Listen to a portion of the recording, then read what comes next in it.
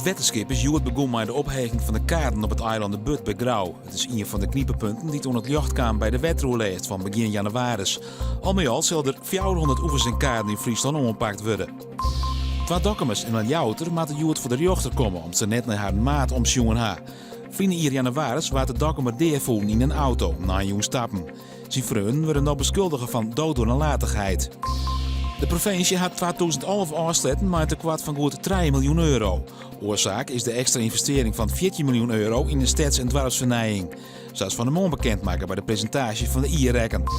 Defensie is op zoek naar nieuwe maaiwerkers. Vrijbasispersoneel deelde daarom Van der Moon folders met vacatures uit op het treinstation van Ljouwert. Opvallend, om Defensie 1 miljard bezuiniging maat. Joen en vannacht opklarings en koud. Het kind 3 graden vriezen. Morgen eerst zinneskien en droeg waar. Bij 8 graden viel het wetterkoud aan.